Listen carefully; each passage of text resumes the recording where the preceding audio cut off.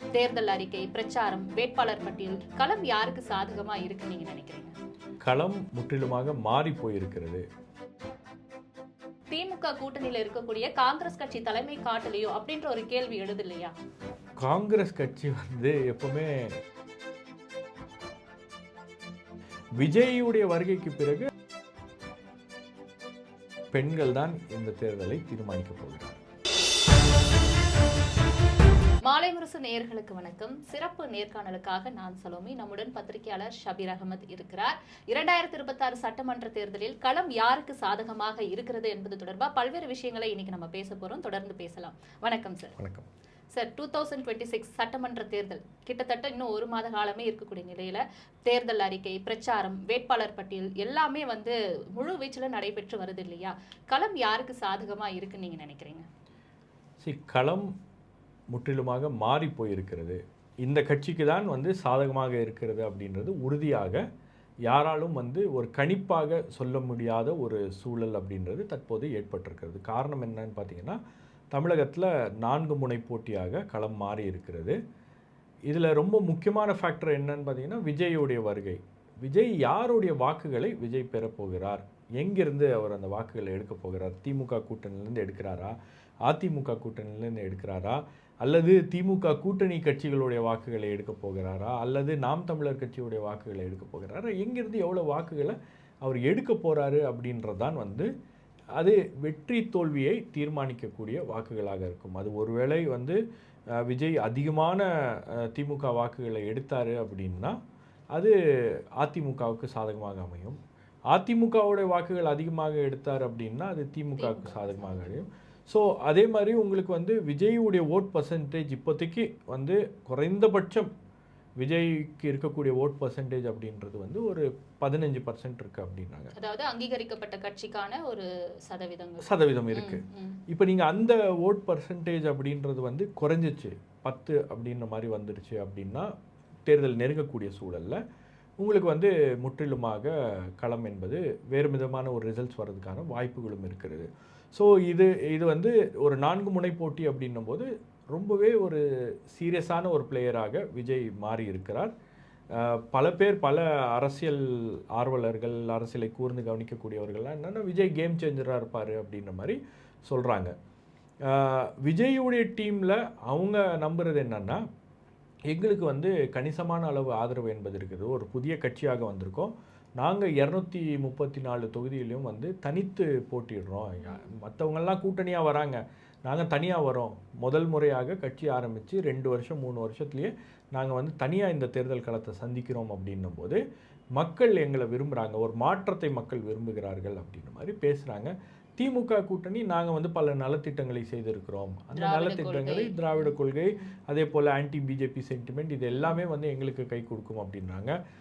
அதிமுக கூட்டணி திமுக கூட்டணியுடைய நடவடிக்கைகளில் மக்கள் கடுமையான அதிருப்தியில் இருக்காங்க, ஸோ எங்களுக்கு வாக்களிப்பாங்க அப்படின்னு இந்த 3 கட்சிகளும் அவங்கவுங்க சொல்கிறாங்க. அதே மாதிரி எல்லாரை விட நான் மாறுபட்ட ஒரு அரசியலை முன்வைக்கிறேன், என்டிகே அவங்களும் பிரச்சாரம் பண்ணிட்டு இருக்காங்க. ஸோ உங்களுக்கு யாருடைய ஓட்டு எங்கே மாறப்போகுது, எப்படி மாறப்போகுது அப்படின்றது தான் தற்போது களத்தை தீர்மானிக்க ஒரு அன்பிரடிக்டபிள் சுச்சுவேஷனில் தான் இது கொண்டு நிற்குது. இன்னும் ஒரு தேர்தலுக்கு ஒரு வாரம் இருக்குது அப்படின்னும் போது ஒரு கிளியர் பிக்சர் எமர்ஜ் ஆகிறதுக்கு ஒரு வாய்ப்பு இருக்கிறது. கடுமையான ஆன்டி இன்கம்பன்சி இருக்குது.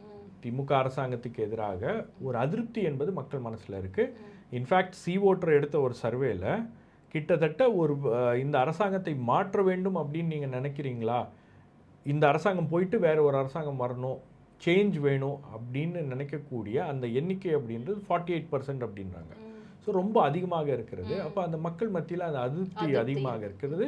அப்போ அந்த அதிருப்தியாளர்களுடைய வாக்குகளை யார் கன்சாலிடேட் பண்ண போகிறா? அந்த அதிருப்தியாளர்களுடைய வாக்குகள் 2ஆக பிரிகிறது. அதிமுக பக்கம் கொஞ்சம் வாக்குகள் போகுது, தாவேகா பக்கம் கொஞ்சம் போகுது அப்படின்னா அதுவே திமுகவுக்கு அட்வான்டேஜாக இருக்கும் அப்படின்றதான் இதுதான் இந்த கள சூழல்.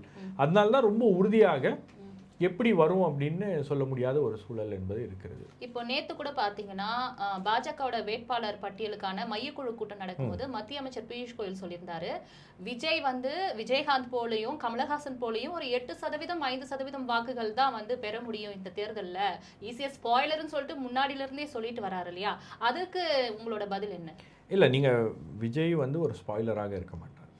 விஜய் வந்து ஒரு டிஸ்ரப்டராக இருப்பார். நீங்கள் ஸ்பாய்லர் அப்படின்னா வந்து ஒரு கட்சி அல்லது 2 கட்சிகளுடைய அந்த வெற்றி பெறக்கூடிய அந்த வாக்குகளை வந்து உடைச்சி அவங்கள ஜெயிக்கவும் விடாமல் இவரும் ஜெயிக்காமல் வேறு யாரோ ஒரு ஜெயிக்கக்கூடிய ஒரு நிலையை உருவாக்குவார். விஜய்யுடைய கட்சி வந்து உங்களுக்கு கட்டமைப்பு ரீதியாகவும் அவங்க வந்து ஓரளவுக்கு அந்த கட்டமைப்பெலாம் உருவாக்கியிருக்காங்க. ஏன் விஜயுடைய கட்சிக்கு வந்து ஒரு கூடுதலான ஒரு கவனம் வந்து மக்கள் மத்தியில் ஏற்படுது அப்படின்னா, 2 ஆளுமைகளும் இல்லாத ஒரு சூழல். நீங்கள் அம்மையார் ஜெயலலிதா மறைவுக்கு பிறகு, அதுக்கப்புறம் வந்து கலைஞர் கருணாநிதி அவர்களுடைய மறைவுக்கு பிறகு தமிழ்நாட்டில் ஒரு வெற்றிடம் இருக்கிறது. அதே மாதிரி உங்களுக்கு வந்து அதிமுக மீது கடுமையான அதிருப்தி என்பது இருந்துச்சு. அந்த அம்மையார் ஜெயலலிதா மறைவுக்கு பிறகு கடுமையான அதிருப்தி. அந்த அதிருப்தி அப்படியே தொடருது.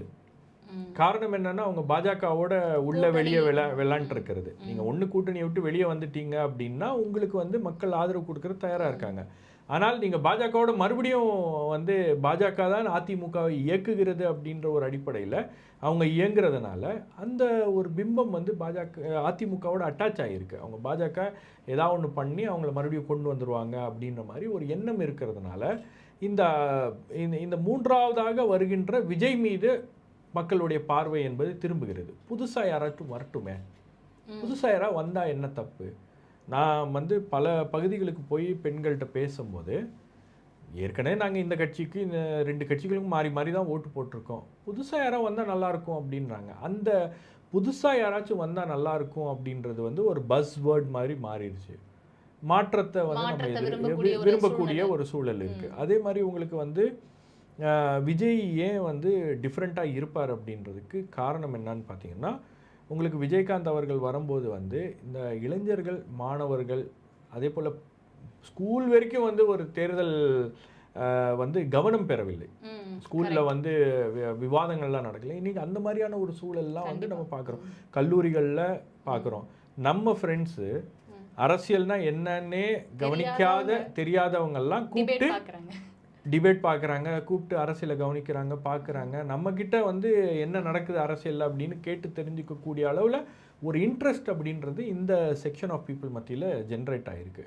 ஒரு பொலிட்டிக்கல் செக்ஷன் வாங்க, அதாவது அவங்களுக்கு வந்து தமிழ்நாட்டில் என்ன நடந்தாலும் கவலை இல்லை, தேர்தல் வந்தாலும் கவலை இல்லை, தேர்தல் போனாலும் கவலை இல்லை, யார் ஜெயித்தாலும் கவலை இல்லை, யார் வந்தாலும் கவலை இல்லை, எங்களை யார் ஆள்றாங்க என்ன அப்படின்ற ஒரு ஒரு ஒரு அதாவது அரசியலுக்கும் நமக்கு தொடர்பே இல்லை, சந்தேகமே இல்லை, சம்பந்தமே இல்லை அப்படின்ற மாதிரி இருக்கக்கூடிய சில பேர் இப்போ வந்து தேர்தல் அப்படின்ற விஷயங்கள்ல நம்ம வாக்களிக்கணும், நம்ம முன்னுக்கு வரணும், நாம வந்து இந்த விஷயங்கள்லாம் கவனிக்கணும், அரசியல் என்ன நடக்குதுன்னு பார்க்கணும் அப்படின்னு தீவிரமான அரசியல் பேசக்கூடிய ஒரு தன்மையை நம்ம பார்க்கணும். அரசியல் மயமாக்கப்பட்டிருக்காங்க இல்லை, அரசியல் மயம் இல்லை, அரசியலில் ஒரு ஆர்வம் வந்திருக்கிறது. ஸோ அந்த ஆர்வம் அப்படின்றது வந்து உங்களுக்கு முதல் முறையாக வந்திருக்கும் போது இப்போ கல்லூரிகளில் படிக்கக்கூடிய இளைஞர்கள் மத்தியில் அந்த அரசியல் ஆர்வம் அப்படின்றது விஜயுடைய வருகைக்கு பிறகு அது வந்து தீவிரமாகி இருக்கிறது அப்படின்னு பார்க்குறேன். இதுக்கு முன்னாடி சில பேர் பேசுவாங்க, இப்போ உங்கள் ஃபேமிலியில் ஒருத்தர் வந்து பொலிட்டிக்கல் ஃபேமிலியாக இருந்துச்சுன்னா அரசியல் பேசியே வந்திருப்பாங்க. அப்போது அந்த பாலிடிக்ஸ் அந்த விஷயங்கள்லாம் வந்து ரொம்ப நேச்சுரலாக வரும். சில பேர் குடும்பங்களில் அரசியல்னால் அவங்களுக்கும் அரசியலுக்கும் சம்மந்தம் இல்லை, தேர்தல் வரும்போது அம்மா அப்பா போய் ஓட்டு போட்டு வருவாங்க, நமக்கு அது வேலை இல்லை அப்படின்னு நினைக்கக்கூடிய நபர்கள்லாம் இன்றைக்கி வந்து அவங்க கேன்வாஸ் பண்ணுறாங்க. இன்றைக்கி இல்லங்களில் வந்து அரசியல் பேசுகிறாங்க அப்படின்ற ஒரு சூழல் அப்படின்றது இன்றைக்கி உருவாகி இருக்கிறது. It is a new trend actually. இப்போ டிவிகே தலைவர் விஜய் வந்து அவருடைய வருகை வந்து கிட்டத்தட்ட மற்ற கட்சிகளுக்கு என்னதான் வெளியே சொல்லலனாலுமே ஒரு ஒரு கேள்வி இருக்கும், நம்மளோட வாக்கு வந்து பாதிக்கப்படுமா அப்படின்ற ஒரு கேள்வி இருக்குன்னு வச்சுக்கோங்க. டிவிகே தலைவர் விஜய் வந்து தொடர்ந்து எல்லா பொதுக்கூட்டத்திலையும் ஸ்டாலின் சார் திமுக எதிர்ப்புன்றதுல ரொம்ப உறுதியா இருக்கிறாரு இல்லையா?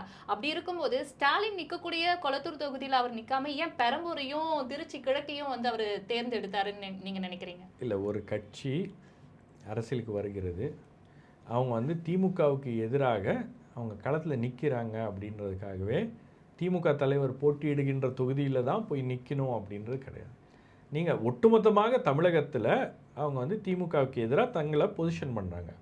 இப்போ அதிமுக இருக்கிறன்ற அந்த ஸ்பேஸை வந்து எடுக்கணும்னு நினைக்கிறாங்க. ஸோ அந்த அடிப்படையில் பார்த்தீங்கன்னா உங்களுக்கு கொளத்தூருக்கு பக்கத்து தொகுதியாக இருக்கக்கூடிய பெரம்பூர் தொகுதியில் போய் நிற்கிறாரு. பெரம்பூர் தொகுதியிலையும் நிற்பதற்கான காரணம் என்னன்னு பார்த்தீங்கன்னா, அந்த பகுதி வந்து பெரிய அளவுக்கு வளர்ச்சியை கண்டிராத ஒரு பகுதி, ரொம்பவே டென்ஸ்லி பாப்புலேட்டட், பல பிரச்சனைகள் இருக்கக்கூடிய ஒரு பகுதி. அதே போல் லேபரர்ஸ் அதிகமாக வாழக்கூடிய தினக்கூலிகள், அதே போல் வந்து தொழிலாளர்கள் அதிகமாக வசிக்கக்கூடிய ஒரு பகுதி அப்படின்னும் போது அந்த இடத்துல நான் வந்து தேர்தலை சந்திக்க வேண்டும் அப்படின்றது விஜயுடைய விருப்பமாக இருக்கிறது. அந்த அடிப்படையில் தான் அவங்க வந்து சில சர்வேக்கள்லாம் எடுத்திருக்காங்க. அந்த சர்வேக்களில் இந்த தொகுதி அவருக்கு ஆப்டாக இருக்கும், இந்த தொகுதி அவருக்கு சரியாக இருக்கும் அப்படின்றதுனால அந்த தொகுதியில் போய் அவர் நிற்கிறாரு. இப்போ சென்னை அப்படின்றது வந்து பல லீடர்ஸ் வந்து கட்சி ஆரம்பிக்கும் போது அவாய்ட் பண்ணுவாங்க. ஏன் சென்னை அவாய்ட் பண்ணுவாங்கன்னா, சென்னை வந்து திமுகவுடைய கோட்டை. திமுக உருவானது சென்னையை மையப்படுத்தி தான். ராபின்சன் பூங்காவில் திமுக உருவாச்சு அப்படின்னா அந்த எஃபெக்ட் வந்து சென்னையை முழுவதும் வந்து அந்த எஃபெக்ட் வந்து பெரிய அளவுக்கு இருக்கிறது. சென்னையை சுற்றி அவங்க அந்த கட்டமைப்பை வந்து உருவாக்கி வச்சுருக்காங்க. இது இன்றைக்கி நேற்று உருவானது கிடையாது. காலங்காலமாக அதை ஸ்ட்ரென்தன் பண்ணி அதை பாதுகாத்துட்டு அப்படியே வராங்க. அப்போ சென்னையில் வந்து உங்களுக்கு நீண்ட காலம் கழித்து தான் வந்து அம்மையார் ஜெயலலிதா ஆர்கே நகரில் நின்றாங்க. அது வரைக்கும் அவங்க வந்து வெளியே தான் நின்றுருந்தாங்க, தேர்தலை சந்திச்சுட்டு இருந்தாங்க. அப்போது உங்களுக்கு வந்து அதிமுகவுடைய ப்ரொஃபைல் அப்படின்னு பார்த்தீங்கன்னா, நீங்கள் எம்ஜிஆர் காலத்துலேருந்து பார்த்தீங்கன்னா அதிமுக ஒரு ரூரல் கட்சி அப்படின்னாங்க. அப்போ சென்னை அப்படின்றது திமுகவுடைய கோட்டை. அப்போ சென்னையில் விஜய் நிற்கும் போது இதனுடைய வீச்சு அப்படின்றது மாநிலம் முழுவதும் கவனம் பெறக்கூடிய ஒரு ஃபைட்டாக அது இருக்கும். அது ஒரு ஸ்ட்ராட்டஜிக்காகவும் நீங்கள் பார்த்தீங்கன்னா, ஒரு தேர்தலில் ஒரு வியூகமாகவே நீங்கள் அதை கன்சிடர் பண்ணிங்கன்னா கூட, தைரியமாக விஜய் வந்து திமுகவுடைய கோட்டையிலேயே நிற்கிறார்ப்பா அப்படின்ற மாதிரி ஒரு எண்ணத்தை அது ஏற்படுத்தும். திமுகவுக்கு நேர் எதிராக போட்டியாளனாக நான் தான் களத்தில் இருக்கிறேன் அப்படின்றத அவர் உறுதி செய்கிறார். அந்த இடத்த அவர் பொசிஷன் பண்ணுறாரு தானே. அதே மாதிரி இந்த தாவேகா என்ற ஒரு கட்சிக்கு விஜய் தான் வந்து ஒரு அடையாளம், விஜய் தான் ஒரு யூஎஸ்பி. இன்றைக்கி நீங்கள் வந்து 234 வேட்பாளர்களை நிற்க வச்சிருக்கலாம். ஆனால் அந்த வேட்பாளர்கள் எல்லாம் விழுகின்ற ஒவ்வொரு ஓட்டும் விஜய்க்கு விழுகின்ற ஓட்டு. நீங்கள் அதை வந்து அவர் அந்த மைண்டை ரெடி பண்ணுறாரு. நீங்கள் பல மதுரையில் இந்த கூட்டத்தில் ஒவ்வொருத்தரும் விஜய், உஸ்லம்பட்டியில் நிற்கிறது விஜய், மதுரையில் நிற்கிறது விஜய், திருப்பரங்குன்றத்தில் நிற்கிறது விஜய். ஸோ இந்த மாதிரி நான் அடையாளப்படுத்துகின்ற வேட்பாளர்கள் நான் நிற்கிறேன் அப்படின்ற அடிப்படையில் நீங்கள் வந்து எனக்கு அந்த வாக்குகளை செலுத்துங்கள் அப்படின்ற மாதிரி தான் அதை அவர் பிரச்சாரம் பண்ணுறாரு. அப்போது அந்த அடிப்படையில் பார்த்தீங்கன்னா சென்னையில் அவர் நிற்கிறாரு. சென்னையுடைய தாக்கம் என்பது உங்களுக்கு வந்து இங்கே இருக்கக்கூடிய இந்த சென்னை, காஞ்சிபுரம், செங்கல்பேட், திருவள்ளூர், அதை சுற்றி இருக்கக்கூடிய பகுதிகளெலாம் அது ஒரு தாக்கத்தை ஏற்படுத்தும். ரெண்டாவது உங்களுக்கு வந்து அவர் திருச்சி ஈஸ்ட்டில் நிற்கிறதுனால உங்களுக்கு வந்து திருச்சி ஈஸ்ட் வந்து தமிழ்நாட்டுடைய ஒரு மையப்பகுதி. அப்போ அதோடைய ரிப்பல் எஃபெக்ட் அப்படின்வாங்க. அந்த ரிப்பல் எஃபெக்ட் வந்து உங்களுக்கு டெல்டா பகுதிகளிலும் இருக்கும். அதே மாதிரி உங்களுக்கு வந்து கொங்கு பகுதிகளிலும் கொஞ்சம் அந்த எஃபெக்ட் இருக்கும். ஏன்னா நீங்கள் திருச்சி மையப்பகுதி அப்படின்றதுனால எங்கே இருந்தாலும் திருச்சிக்கு நீங்கள் வந்து ரொம்ப ஈஸியாக வந்துடலாம்.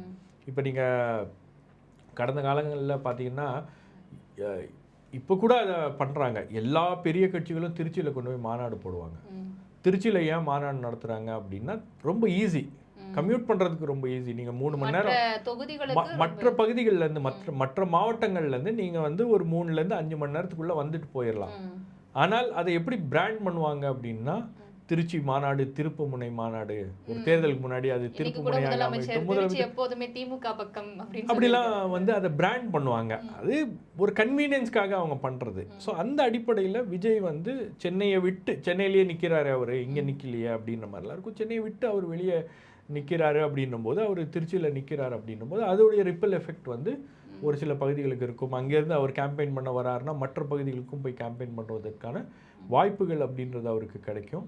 ஸோ அந்த அளவில் அவருடைய ஐடியா வந்து என்னென்னா, திமுக பலமாக இருக்கக்கூடிய 2 பகுதிகள்லேருந்து நாம் வந்து தேர்தலை சந்திக்க வேண்டும். திமுகவை இந்த 2 பகுதிகளில் பலவீனப்படுத்தினால் உங்களுக்கு திமுகவுடைய வெற்றி வாய்ப்பு அப்படின்றது தடுக்கப்படும். அதே மாதிரி இவர் அதிமுக வந்து இதை பண்ணியிருக்கணும். ஆனால் அதிமுக அதை செய்யலை. அதிமுக சென்னையில் வந்து திமுகவுக்கு ஒரு டஃப் காம்படிஷன் கொடுக்கல. நீங்கள் அதிமுகவுடைய தேர்தல் பட்டியலை பார்த்தீங்கன்னா கிட்டத்தட்ட ஒரு 18லேருந்து 20 அமைச்சர்களுக்கு வந்து ரொம்ப ஈஸி ஃபைட், பிரச்சனையே கிடையாது. ஒரு சில பகுதிகளில் தான் சில அமைச்சர்களுக்கு டஃப்பான கேண்டிடேட் இருக்காங்க, மற்றபடி அதிமுக எல்லாமே கூட்டணி கட்சிகளுக்கு கொடுத்துச்சு. ஸோ அந்த அடிப்படையில் இப்போ அதிமுகவை விட திமுகவை நான் தான் கடுமையாக எதிர்க்கிறேன், அவங்களுடைய கோட்டை அப்படின்னு சொல்லக்கூடிய அந்த பகுதியிலேருந்து நான் போட்டிடுறேன் அப்படின்ற ஒரு மெசேஜை வந்து அவர் கன்வே பண்ணுறாரு. இதுதான் இதோடைய ஸ்ட்ராட்டஜியாக இருக்கிறது அப்படின்னு நான் புரிஞ்சுக்கிறேன். அதே போல கட்சி தொடங்கி டிவிகே வந்து கட்சி தொடங்கி எந்த ஒரு இடைத்தேர்தலையோ இல்ல பாராளுமன்ற தேர்தலையோ போட்டியிடல. முதல் முறையா தேர்தல் களத்துல இறங்கக்கூடிய நிலையில முதல் தடவையில 2 தொகுதியை தேர்ந்தெடுத்திருக்காரு. இதுக்கு முன்னாடி 1991 ஜெயலலிதா அம்மா பர்கூர் காங்கேயம் தொகுதியில போட்டிட்டு இருந்தாங்க. அதே போல 2001லயும் அவங்களும் போட்டிட்டாங்க, கிருஷ்ணசாமி தலைவர் அவர்களும் போட்டிட்டு இருந்தாங்க. இப்ப அவங்களோட ஒரு மோட்டிவேட்டரா எடுத்து இவர் வந்து 2 தொகுதியை முதல் தடவை வந்து தேர்ந்தெடுத்திருக்காரா, இல்ல வந்து திமுகவை நீங்க சொன்ன போல திமுகவை வந்து பலம் இருக்கிற இந்த 2 இடத்துல நான் களத்துல இறங்கி போட்டிடணும் அப்படின்ற மாதிரி எடுத்திருக்காரா? இல்ல, முதல் தேர்தல் அப்படின்னும் போது ஒரு மேக்சிமம் இம்பாக்டை விஜய் கிரியேட் பண்ணணும்னு நினைக்கிறாரு.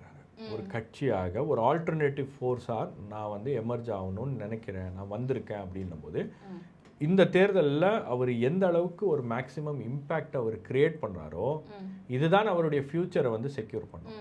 இந்த தேர்தலில் அவர் ஒரு 8%, அவர் ஒரு 10% அப்படின்னா இன்னொரு தேர்தலில் அதே 8%, 10% அவர் கிடைக்காது. இப்போ அவர் வாங்குகிற வாக்குகள் தான் வந்து அவரை வந்து பொசிஷன் பண்ணும்.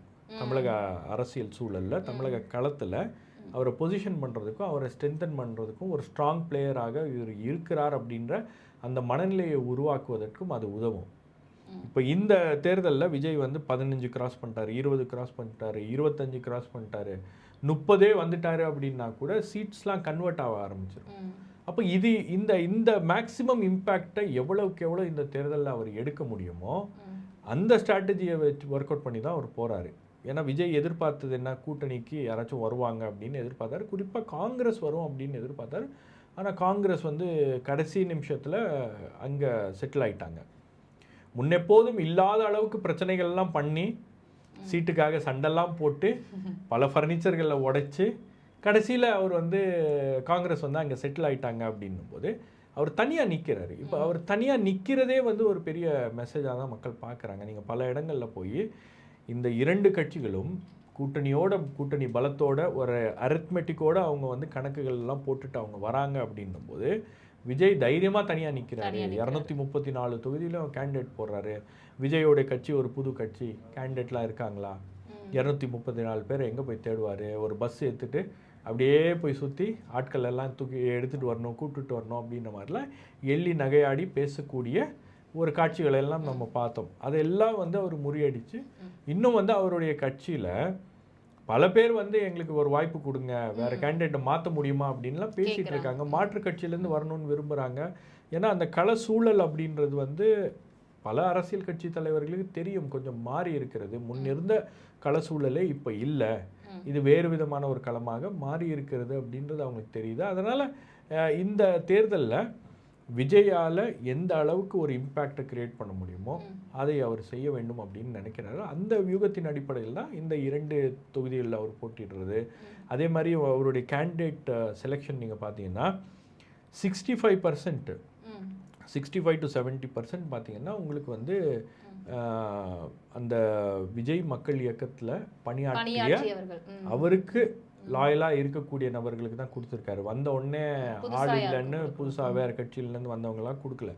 மற்ற சில இடங்களில் ஒரு கடுமையான போட்டியை உருவாக்கக்கூடிய ஓரளவுக்கு களத்தில் நிற்கக்கூடிய கேண்டிடேட்ஸ்க்கு கொடுத்துருக்காரு. அவங்களுக்கு வந்து ஃபெமிலியாரிட்டி இருக்கணும், லோக்கலில் ஆள் தெரிஞ்சிருக்கணும். அதே மாதிரி உங்களுக்கு வந்து பணம் செலவு பண்ணக்கூடிய அந்த கெப்பாசிட்டி இருக்கணும். இது எல்லாமே வந்து ஒரு கால்குலேஷன் போட்டு தான் சில கேண்டிடேட்ஸை நிறுத்தியிருக்காங்க. அப்போ மேக்சிமம் இந்த தேர்தல் காலத்தை நாம் வந்து ஒரு கடுமையான போட்டியை உருவாக்க முடியுமா அப்படின்ற ஒரு எண்ணத்தின் அடிப்படையில் தான் இதெல்லாம் நடந்திருக்கிறது அப்படின்னு பார்க்குறேன். இப்போ காங்கிரஸை பொறுத்தவரையும் எந்த முறையும் இல்லாம இந்த முறை வந்து ரொம்ப வந்து திமுக கூட்டணியில ஒரு அழுத்தம். மாணிக்கம் தாகூர்லாம் வந்து தொகுதி பங்கீடு பேச்சுவார்த்தை அப்பவே தொடர்ந்து தன்னோட எதிர்ப்பு குரலை வந்து பதிவு பண்ணிட்டு இருந்தாரு. அதே போல இப்ப ரீசெண்டா பாத்தீங்கன்னா தேர்தல் தேதி அறிவிக்கப்பட்டு அறிக்கை வேட்பாளர் பட்டியல்லாம் வந்துட்டு இருக்கு. பிரதமர் மோடி இப்ப நாளை மறுநாள் வந்து தமிழகத்துல பிரச்சாரம் செய்ய இருக்கிறாருன்னு சொல்றாங்க. பிரதமர் மோடி காட்டுற அளவுக்கு அந்த முழு ஈடுபாடு தமிழ்நாட்டு மேல ராகுல் காந்தி காட்டலையோ, திமுக கூட்டணியில இருக்கக்கூடிய காங்கிரஸ் கட்சி தலைமை காட்டலையோ அப்படின்ற ஒரு கேள்வி எழுது இல்லையா? உங்களுக்கு காங்கிரஸ் கட்சி வந்து எப்பவுமே அந்த கட்சிக்குள்ளேயே வந்து பல்வேறு முரண்பாடுகள் இருக்கக்கூடிய ஒரு கட்சி. நமக்கு சில காங்கிரஸ் தலைவர்கள்லாம் பேசும்போது, சார் நம்ம பார்ட்டியில் இன்டர்னல் டெமோக்ரஸி ரொம்ப அதிகமாக இருக்கிறது, கட்சிக்குள்ளவே நம்ம வந்து பல்வேறு விதமான முரண்பாடுகளோடு தான் நாம் வந்து இயங்கிட்டு இருக்கோம்.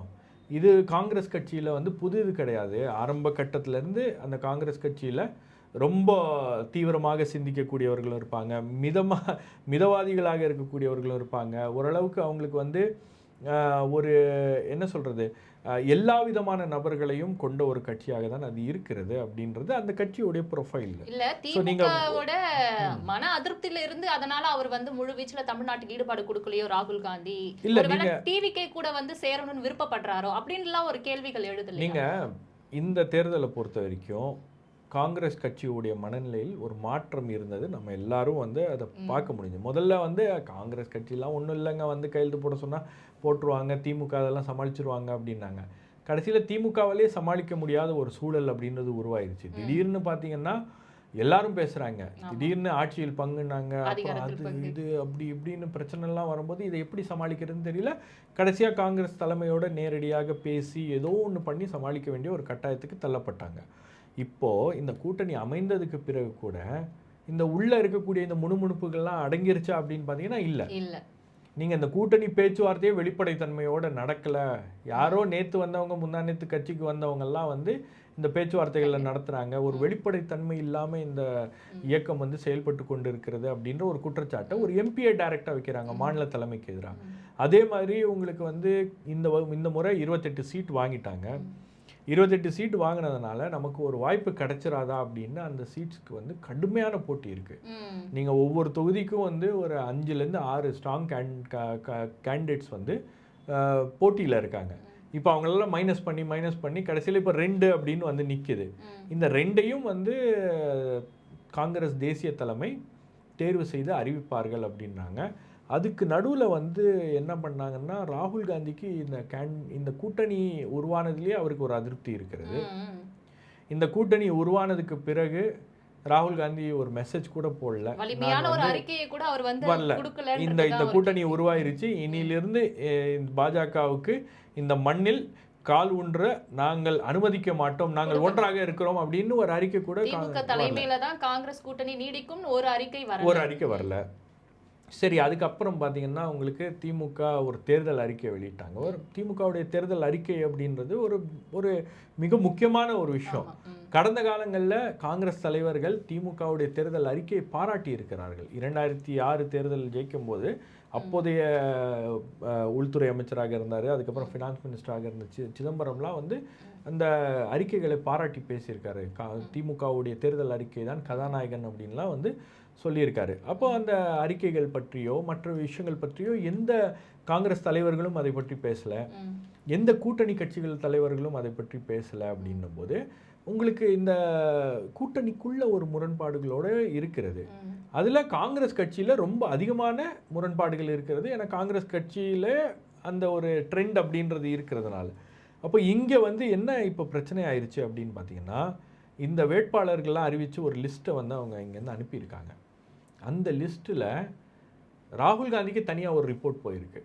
இந்த லிஸ்ட்லலாம் இந்த நபர்கிட்டேருந்து இவ்வளோ பணம் என்பது பெறப்பட்டு இவங்களுக்கு சீட் கொடுத்துருக்காங்க அப்படின்னு. அதனால் ராகுல் காந்தி அந்த லிஸ்ட்டை ரிஜெக்ட் பண்ணிவிட்டு எனக்கு இந்த லிஸ்ட்டில் அதிருப்தி இருக்கிறது அப்படின்னு அவர் வெளிப்படுத்தியிருக்கிறார். இப்போ ராகுல் காந்தியை வந்து எப்படி சமாளிக்கிறது அப்படின்னு காங்கிரஸ் கட்சியில் இங்கேருந்து திமுகவுக்கு இணக்கமாக இருக்கக்கூடிய தலைவர்களுக்கு தெரியல. ரெண்டாவது, திமுகவுக்கு காங்கிரஸ் எப்படி ஹேண்டில் பண்ணுறது, ராகுல் காந்தியை குறிப்பாக எப்படி ஹேண்டில் பண்ணுறது, அவர் பிரச்சாரத்துக்கு கொண்டு வரணும். திருச்சி மாநாட்டில் கூட ராகுல் காந்தியை பற்றி நம்ம பேசியிருக்காரு. பட் இங்கே பிரச்சாரத்துக்கு ராகுல் காந்தி வரணும் இல்லையா? ராகுல் காந்தி கூட கேரளாவுக்கு போயிருக்காரு, பக்கத்து மாநிலமாக இருக்கிற தமிழ்நாட்டுக்கு வர பிரச்சாரத்துக்கு ஏன் வரல? பிரச்சாரத்துக்கு எப்போ வருவார்? பிரச்சாரத்துக்கு வந்தார்னா அவர் வந்து ஒரே மேடையில் திமுக தலைவரும் ராகுல் காந்தியும் இருப்பாங்களா? அந்த மாதிரி சில விஷயங்கள்லாம் வந்து பேசப்படுது. ராகுல் காந்தியோடைய டைம் இன்னும் கிடைக்கல அப்படின்றாங்க. ஸோ இந்த அளவுக்கு வந்து இங்கே பிரச்சனை அப்படின்னு நீடிச்சுட்டே இருக்குது. இதில் கேண்டிடேட் வந்து ஃபைனலாக இன்றைக்கி ஒரு கூட்டம் நடக்கிறது. இந்த கூட்டம் நடந்த உடனே அந்த கூட்டத்தின் அடிப்படையில் கேண்டிடேட் லிஸ்ட்டில் ரிலீஸ் பண்ணுவாங்க, இன்றைக்கி வந்துடும் அப்படின்றாங்க. ஏன்னா உங்களுக்கு இன்னும் எவ்வளோ நாள் இருக்குது, 6ஆம் தேதிக்குள்ளே நீங்கள் வந்து வேட்புமனு தாக்கல் பண்ணணும். ஸோ அந்த வேலைகள் அப்படின்றது இப்போ நடந்துட்டுருக்கு. இப்போ என்னன்னா டிவிகேவோட வருகையால தான் காங்கிரஸ் வந்து இந்த அளவுக்கு வந்து ஒரு மாதிரி வெறுப்பை வந்து திணிச்சிட்டு திமுக மேல திணிச்சிட்டு டிவிகே கூட சேர்றதுக்கான வாய்ப்பு இருக்கா? இப்ப இல்லைனாலும் ஆஃப்டர் எலெக்ஷன் தேர்தல் முடிஞ்சதுக்கு அப்புறம் கூட கூட்டணிகள் மாறதுக்கான வாய்ப்பு இருக்கா? ஏன்னா இப்பவே இவ்வளவு முரண்பாடுகள் இருந்துட்டு இருக்கு இல்லையா காங்கிரஸ் திமுகக்குள்ளன்றதுனால, அதனால இந்த கேள்வி உங்களுக்கு இந்த அணி ஒரு 8 ஆண்டு காலமாக பயணிக்கக்கூடிய ஒரு வெற்றி அணியாக இருக்கிறது. பட் காங்கிரஸ் திமுக உறவு அப்படின்றது 2004 இருந்தே இருக்கு. உங்களுக்கு வந்து யூபிஏ 20 ஆண்டுகள்ல இருக்கு, 22 ஆண்டுகள் ஆயிடுச்சு. ஒரு ஃபெட்டிக் வந்து உருவாயிருக்கா அப்படின்னு பார்த்தீங்கன்னா உருவாகி இருக்குது. நீங்க பழைய காங்கிரஸ் அப்படின்னு ஒன்று இருக்கு, புதிய காங்கிரஸ் அப்படின்னு ஒன்று இருக்கு. புதிய காங்கிரஸ் வந்து ரொம்ப யங்கா எனர்ஜெட்டிக்கா உள்ளுக்குள்ள வந்து கொஞ்சம் அந்த அதாவது நாம் ஏன் வந்து இந்த மாதிரி 20 சீட்டுக்கும் 25 சீட்டுக்கும் நாம் ஏன் போனோம், நாம் தனியாக நிற்கலாம், இல்லை நாம் வந்து புதிதாக வந்திருக்கக்கூடிய விஜயோட போய் நிற்கலாம் அப்படின்ற மாதிரிலாம் வந்து கருத்துக்களை அவங்க தெரிவிக்கிறாங்க.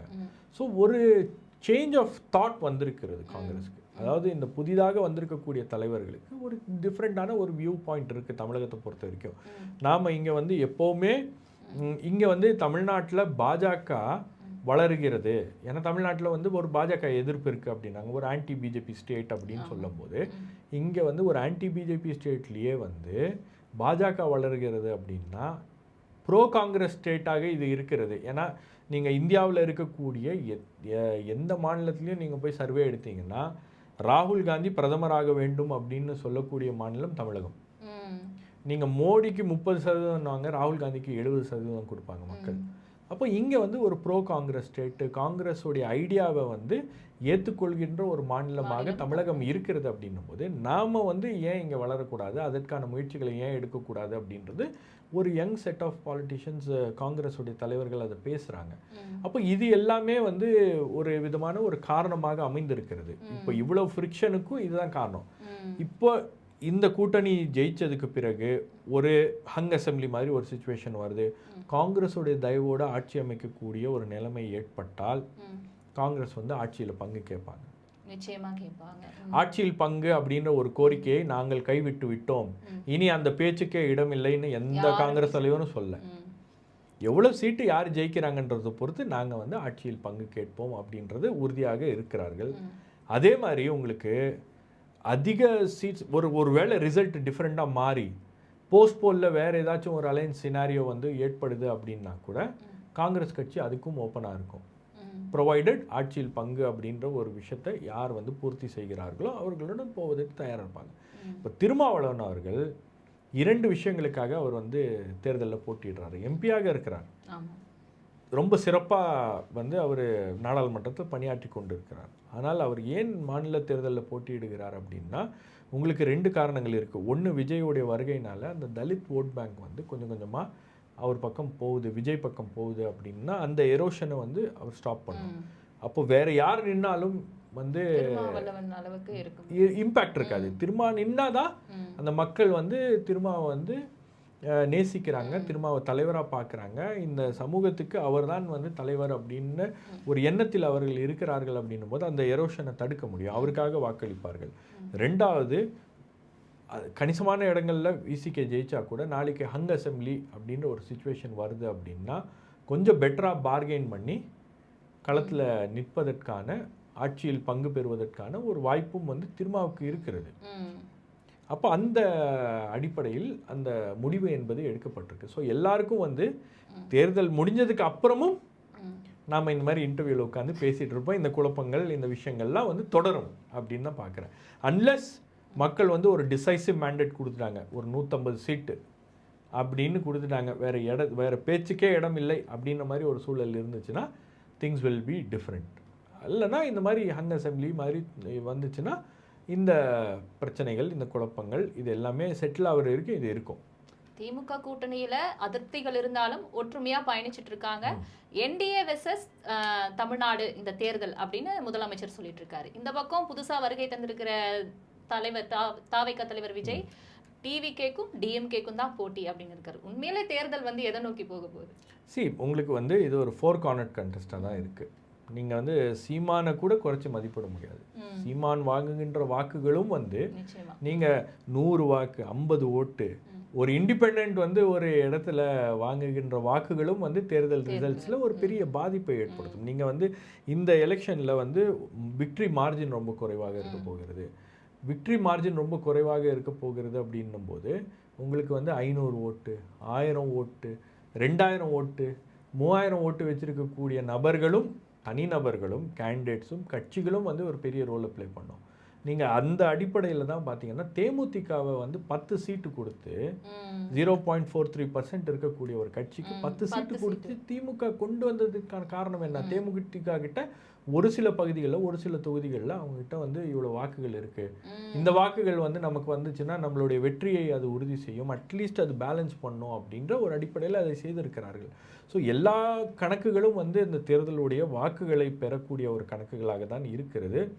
ஸோ அந்த அடிப்படையில் உங்களுக்கு வந்து இது ஒரு ரொம்ப ஒரு டிஃப்ரெண்ட்டான ஒரு எலெக்ஷன், ஒரு ஒன் சைடட் எலெக்ஷன் அப்படின்னு சொல்ல மாட்டேன். ஒரு பைபோலார் கான்டெஸ்ட்டில், அதாவது திமுக வெர்சஸ் அதிமுக அப்படின்னா எந்த அணி வந்து பலமாக இருக்கிறதோ அந்த அணிக்கு வெற்றி வாய்ப்பு அதிகமாக இருக்கிறது அப்படின்னு நம்ம சொல்லிடலாம்.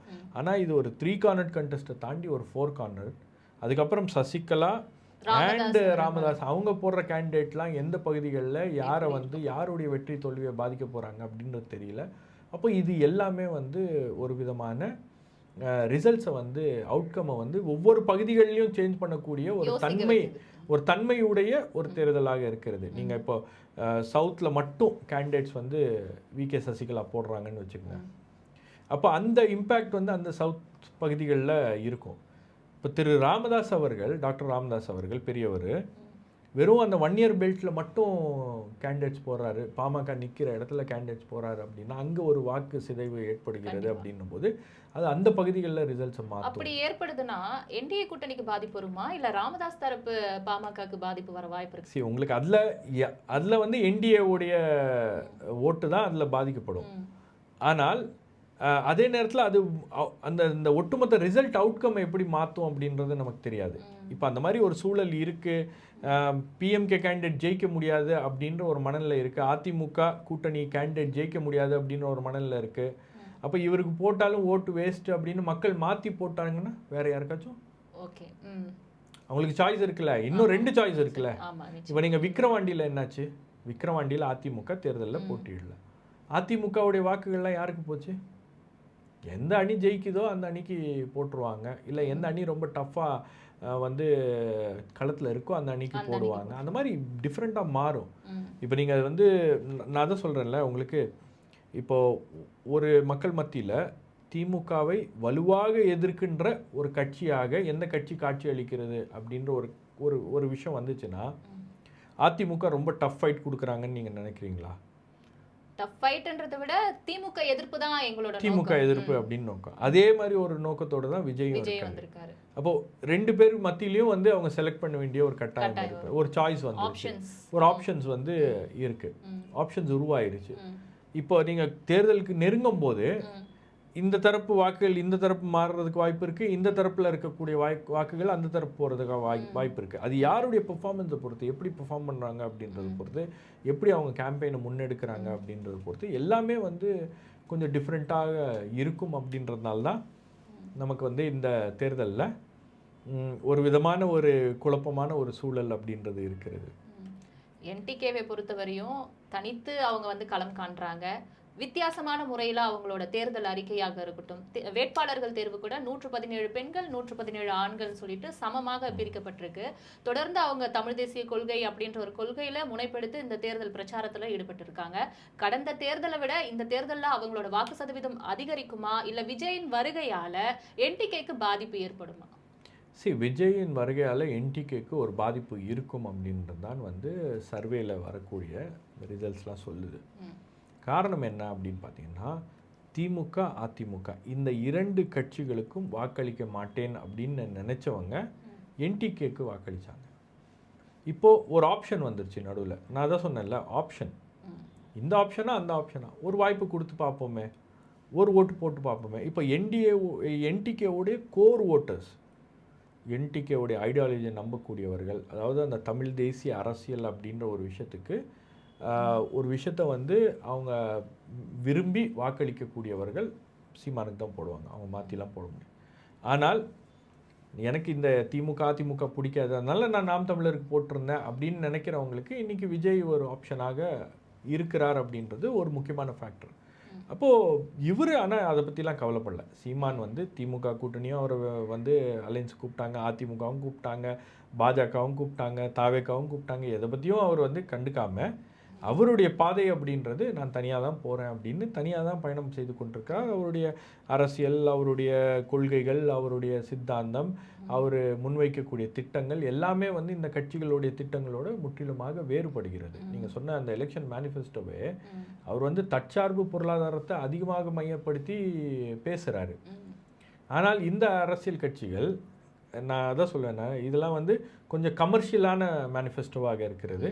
அவரது வந்து ரொம்ப கொள்கை சார்ந்த ஒரு, அதாவது மக்களுடைய வாழ்க்கை முறை, மக்களுடைய அன்றாட பிரச்சனைகளை எப்படி அட்ரஸ் பண்ணுறது அப்படின்ற விஷயங்களை எல்லாம் வேறு ஒரு கோணத்தில் பார்க்கக்கூடிய ஒரு மேனிஃபெஸ்டோவாக இருக்கிறது. அதே போல இப்ப தேர்தல் அறிக்கை பத்தி நம்ம பேசணும் இல்லையா? ஒவ்வொரு கட்சிகளுமே தேர்தல் அறிக்கையை வெளியிட்டு வராங்க.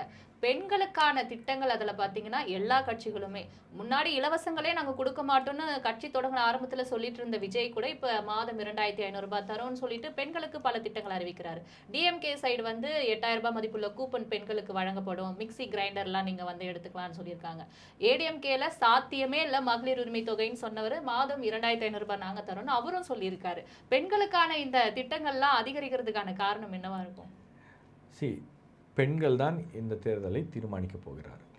பெண்களும் இளைஞர்களும் இளம் பெண்களும் யார் இந்த தேர்தலில் வெற்றி அடைய வேண்டும், வெற்றி அடையக்கூடாது அப்படின்றத இந்த வாக்குகள் தான் வந்து தீர்மானிக்கக்கூடிய வாக்குகளாக சாத்தியப்படுமா? இப்போ இந்த தேர்தல் அறிக்கைகள் எல்லாமே வந்து பெண்களை மையப்படுத்தி ஏன் இருக்கிறது அப்படின்னு பார்த்தீங்கன்னா, நீங்கள் இருக்கக்கூடிய 5.60 லட்சம் வாக்குகள், 5,60,00,000 வாக்காளர்களில் 2,89,00,000 பேர் பெண்களாக இருக்கிறார்கள். ஆண்களை விட பெண்களுடைய வாக்குகள் அப்படின்றது அதிகம். அப்போ அந்த வாக்குகளை எப்படி கவர்வது? ஏன்னா அது solid vote bank, loyal vote bank. நீங்கள் வந்து பெண்கள் வந்து ரொம்ப யோசித்து ஓட்டு போடுவாங்க. யோசித்து முடிவு எடுத்துட்டாங்கன்னா மாற்றிலாம் ஓட்டு போட மாட்டாங்க. அந்த ஆசிலேஷன்லாம் வந்து ரொம்ப குறைவாக இருக்கும். அப்போ அந்த அடிப்படையில் பார்த்தீங்கன்னா உங்களுக்கு பெண்களுடைய வாக்கு வங்கியை கவருவதற்காக திமுக ஆட்சிக்கு வந்ததுன்னு பல திட்டங்களை பண்ணியிருக்காங்க. இதுக்கு முன்னாடி பெண்களுடைய வாக்குகள் அப்படின்னு பார்த்தீங்கன்னா அதிமுக இருந்துச்சு. ஏன்னா அம்மையார் ஜெயலலிதா பல திட்டங்களை வந்து அவங்க பல திட்டங்களை நடைமுறைப்படுத்தி பெண்களுடைய வாக்குகளை வந்து கவர்ந்து அவங்க வச்சுருந்தாங்க. அவர்களுடைய மறைவுக்கு பிறகு திமுக அதை கையில் எடுத்து பல நலத்திட்டங்களை வந்து அறிவித்து அந்த நலத்திட்டங்கள் மூலமாக பெண்களுடைய வாக்குகளை பெறுவதற்கான யுக்திகளை பயன்படுத்தி கொண்டிருக்கிறார்கள், வாக்குகளையும் பெற்றிருக்கிறார்கள். அதை கன்சாலிடேட் பண்ணக்கூடிய வேலைகளையும் இந்த 5 ஆண்டுகளில் தொடர்ந்து பண்ணியிருக்காங்க. இப்போது இந்த மேனிஃபெஸ்டோவில் பெண்களுக்கு 8000 ரூபாய் கூப்பன், பெண்களுக்கு வந்து பல்வேறு திட்டங்களை அறிவிச்சிருக்காங்க. இப்போ இந்த 8000 ரூபாய் கூப்பன் அப்படின்ற ஒரு திட்டம் வந்து ஒரு பெரிய ஸ்கீம் அப்படின்னு சொல்லிட்டு அவங்க அறிவிச்சிருக்காங்க. ஆனால் அது அவங்க எக்ஸ்பெக்ட் பண்ண அளவுக்கு மக்கள் மத்தியில் ஒரு உற்சாகத்தையோ பெண்கள் மத்தியிலேயோ ஒரு இம்பேக்டை வந்து உருவாக்கலை. காரணம் என்னன்னா, நீங்கள் கடந்த 2006ஆம் ஆண்டு யூனிவர்சலாக அவங்க ஒரு ஸ்கீம் அறிவித்தாங்க. நாங்கள் ஆட்சிக்கு வந்தோன்னா கலர் டிவி உங்கள் வீட்டுக்கு வரும் அப்படின்னு கொடுத்துட்டாங்க. அதே மாதிரி 2021 நாங்கள் ஆட்சிக்கு வந்தால் மகளிருக்கு 1000 ரூபாய் கொடுப்போம், உரிமை தொகை கொடுப்போம் அப்படின்னாங்க. அதுவும் வந்து அந்த கிரைட்டீரியெல்லாம் எதுவும் சொல்ல, தகுதி உள்ளவர்கள் அதெல்லாம் சொல்ல 2 ஆண்டுகள் கழிச்சு தான் அது இம்ப்ளிமெண்ட் பண்ணவும் ஆரம்பிச்சிருந்தாங்க. ஸோ அந்த தகுதி உள்ளவர்களுக்கு அப்படின்றது வந்து இந்த ஸ்கீமில் சொல்லியிருக்காங்க. அப்போ நீங்கள் தகுதி உள்ளவர்களுக்கு ஆஸ் ஆஃப் டேட் வந்து யார் இருக்காங்க அப்படின்னா, இந்த 5000 ரூபா சமீபத்தில் வாங்கினாங்க இல்லையா, 1,31,00,000 பேருக்கு தான் தகுதி உள்ளவர்கள். அதாவது அந்த இன்கம் டேக்ஸ் ஸ்லாபுக்கு கீழே இருக்கக்கூடியவர்களுக்கு தான் நாங்கள் கொடுக்குறோம், இன்கம் டேக்ஸ் கட்டாதவங்களுக்கு தான் நாங்கள் கொடுக்குறோம்னா இவ்வளோ பேருக்கு தான் அது இருக்குது. அப்போ இந்த ஒரு ஒரு ஒரு ஒரு குறிப்பிட்ட சதவீத பெண்களுடைய வாக்குகளை மையப்படுத்தி தான் அவங்க வந்து இது பண்ணியிருக்காங்க. மொத்த வாக்காளர்கள் எவ்வளோ? 2,89,00,000. ஆனால் இந்த ஸ்கீம் யாருக்கு வந்து உதவும் அப்படின்னு பார்த்தீங்கன்னா, ஏற்கனவே வாங்கினவங்களுக்கு, தகுதி உள்ளவர்களுக்கு அந்த இன்கம் டேக்ஸ் ஸ்லாப் அப்படின்னு ஒரு விஷயத்தை அவங்க சொல்லும்போது அங்கேயே வந்து இவ்வளோ பேருடைய இது வந்து கட் ஆயிருது. அப்போ இது வந்து எல்லாருக்குமே வருமா அப்படின்ற ஒரு கேள்வி. இம்பாக்ட் ஏற்படல இந்த அதுல வந்து அது வந்து அவ்வளோ ஒரு பேச்சு பொருளாக மாறல. ரெண்டாவது வந்து உங்களுக்கு என்னன்னு பார்த்தீங்கன்னா, இந்த கலர் டிவி 1000 ரூபா அப்படின்றது ஒரு பாயிண்ட் தான். டக்குன்னு போய் மனசுல நின்றுச்சு. வந்தாயா கலர் டிவி கொடுக்குறாரு, ஐயா வந்தால் கலர் டிவி கொடுப்பாரு அப்படின்னு. இந்த ஸ்கீமில் வந்து நீங்கள் வந்து ஒரு கூப்பனை உங்களுக்கு கொடுப்போம். அந்த கூப்பனை எடுத்துகிட்டு போய் நீங்கள் மிக்சி வாங்கலாம், கிரைண்டர் வாங்கலாம், டிவி வாங்கலாம், வாஷிங் மிஷின் வாங்கலாம், மைக்ரோவேவ் ஓவன் வாங்கலாம். அப்படின்னா எங்கே போய் வாங்குறது? யார் கொண்டு வந்து கூப்பன் கொடுப்பா? இப்போ இந்த மாதிரி கேள்விகள்லாம் வந்து நிறைய எக்ஸ்பிளைன் பண்ண வேண்டியதாகிடுச்சு. நீங்கள் 2006ஆம் ஆண்டு போட்ட ஒரு எலெக்ஷன் மேனிஃபெஸ்டோ அப்படின்றது 2021ஆம் ஆண்டு திமுக கொண்டு வந்த எலெக்ஷன் மேனிஃபெஸ்டோன்றது ஒரு அரசியல் ரீதியான எலெக்ஷன் மேனிஃபெஸ்டோ, அரசியல்வாதிகளால் உருவாக்கப்பட்டு போடப்பட்ட ஒரு எலெக்ஷன் மேனிஃபெஸ்டோ. இப்போ கொண்டு வந்திருக்கக்கூடிய இந்த மேனிஃபெஸ்டோ அப்படின்றது வந்து இதில் அரசு அதிகாரிகளோட ஒரு இன்வால்மெண்ட் இருக்கிற மாதிரி ஒரு இது இருக்குது. ஏன்னா நீங்கள் அரசாங்கத்தில் இருக்காங்க அப்படின்னும் போது அதிகாரிகள்கிட்ட கேட்டு என்ன சாத்தியமோ என்ன பண்ணுவோமோ அப்படின்ற மாதிரி செவரல் டிஸ்கஷன்ஸ் போய் வந்ததுனால இது வந்து சாத்தியமா இல்லையா அப்படின்றதெல்லாம் வந்து ஃபினான்ஸ் ரீதியாக பார்த்து சில விஷயங்கள்லாம் கன்சிடர் பண்ணி வந்த மாதிரி இருக்குது. ஒரு அரசியல் மேனிஃபெஸ்டோவாக அது இல்லை அப்படின்றது தான் வந்து இங்கே இந்த மேனிஃபெஸ்டோவில் நான் பார்க்கக்கூடிய ஒரு குறைபாடாக இருக்குது. இப்போ ஒரு விஷயத்த சொல்கிறோம் அப்படின்னா அது டக்குன்னு மக்களுடைய கவனத்தை ஈர்க்கணும்ல. கண்டிப்பா. நீங்கள் வந்து அதுலேயே வந்து 1008 கேவியட்லாம் போட்டு நீங்கள் வருமான வரி செலுத்தாதவர்களாக இருக்க வேண்டும். இந்த மகளிர் உரிமை தொகை திட்டத்தின் மூலமாவே மக்கள் கொஞ்சம் யோசிக்க ஆரம்பிச்சாங்க. இந்த மாதிரி ப்ராப்ளம் மறுபடியும் கொண்டு வருவாங்க, இந்த மாதிரி ரெஸ்ட்ரிக்ஷன்ஸ் வைப்பாங்க அப்படின்றது. இப்போ நீங்க 1000 ரூபாய் கொடுக்கறதுக்கே நீங்க வந்து 1008 ரூல்ஸ் போட்டீங்க. இப்போ இந்த 8000 ரூபாய் கூப்பன் கொடுக்குறேன், ஃப்ரிட்ஜ் வாங்கலாம், மிக்சி வாங்கலாம், அது வாங்கலாம், இது வாங்கலாம் அப்படின்னு அதுக்கு என்னென்ன பண்ண போறீங்களோ அப்படின்ற அந்த கேள்விகள் அப்படின்றது மக்கள் மத்தியில் இருக்குது. அதனால தான் இந்த திட்டங்கள் அப்படின்றது இவங்க அறிவிச்சிருக்கக்கூடிய இந்த மேனிஃபெஸ்டோ இந்த விஷயங்கள்லாம் மக்கள் மத்தியில் அவ்வளோவா ஒரு கவர்ச்சிகரமான மக்களை ஈர்க்கக்கூடிய ஒரு திட்டங்களாக இல்லை. இப்போ நீங்கள் எப்படி இந்த மேனிஃபெஸ்டோ என்ன ரோலை ப்ளே பண்ணும்? ஒரு கேண்டிடேட் இருக்கார், ஒரு கட்சி இருக்குது. இந்த கேண்டிடேட்லாம் அறிவித்த உடனே ஒரு மேனிஃபெஸ்டோவை ரிலீஸ் பண்ணுறாங்க அப்படின்னும் போது அந்த மேனிஃபெஸ்டோ வந்து அவங்களுக்கு வந்து ஒரு லிஃப்ட் ஆஃப் கொடுக்கும். அந்த கேண்டிடேட்ஸை வந்து தனித்துவமாக அவங்க போய் பிரச்சாரம் பண்ணி பேசுகிற அளவுக்கு சில விஷயங்கள் எல்லாம் கொடுக்கும். மக்கள் கவனிப்பாங்க, ஓகே ரைட்டு இந்த கட்சியிலேருந்து வந்தால் இது பண்ணுவாங்க அப்படின்னு. ஸோ அந்த அட்வான்டேஜ் வந்து இப்போ இல்லாமல் போயிருக்கு. ரெண்டாவது, இந்த கேண்டிடேட் லிஸ்ட்டில் கூட பல்வேறு விதமான அதிருப்திகள் அப்படின்றது இருக்குது. ஏன்னா தொடர்ந்து நீங்கள் யார் மீது அதிருப்தி இருக்கிறதோ அவர்களையே மீண்டும் வாய்ப்பு கொடுத்துருக்கீங்க அப்படின்றது வந்து மக்கள் மத்தியில் இந்த கேண்டிடேட் லிஸ்ட்டில் ஏதாச்சும் புதுசாக பண்ணியிருந்தாங்கன்னா பாருங்கப்பா இவ்வளோ பெண்களுக்கு கொடுத்துருக்காங்க, 30 பெண்கள் கொடுத்துருக்காங்க. பெண்களுடைய வாக்குகள் வேணும் உங்களுக்கு. ஆனால் பெண்களுக்கான வேட்பாளர்கள் பார்த்தீங்கன்னா 18 பேர் தான். பெண்களை மையப்படுத்தி பல திட்டங்கள். பெண்கள் போய் வீடு வீடாக போய் பிரச்சாரம் பண்ணும், திண்ணை பிரச்சாரம்னு எல்லாம் பண்ணும். ஆனால் பெண் வாக்காளர்கள் எத்தனை பேர் அப்படின்னு பார்த்தீங்கன்னா 18 பேர். இப்போ இது எல்லாமே வந்து ஒரு விதமான அதிருப்தியை ஏற்படுத்தி இருக்கு. அதாவது ஒரு கவனத்தை ஈர்க்கக்கூடிய நடவடிக்கைகளாக இல்லை அப்படின்னு பார்க்குறேன் நான். அதனால தான் வந்து இந்த பேச்சுக்கெல்லாம் மேனிஃபெஸ்டோலாம் வந்ததுக்கப்புறம் கூட மக்கள் மத்தியில் ஒரு பெரிய உற்சாகமோ அது ஒரு பேச்சு பொருளாக மாறலை அப்படின்னு பார்க்குறேன் நான். ஆமாம், தொடர்ந்து பார்ப்போம். 2026 வந்து ஒவ்வொரு கட்சியும் நீங்கள் சொன்ன மாதிரி ஒவ்வொரு கட்சியுமே ஒவ்வொரு விதத்தில் தேர்தல் அறிக்கையாக இருக்கட்டும், பிரச்சாரத்தில் ஈடுபட்டதாக இருக்கட்டும், அவங்களுடைய கொள்கையும் அவங்களோட திட்டங்கள் என்ன அப்படின்றத வந்து முன் வச்சு ஈடுபட்டு வராங்க.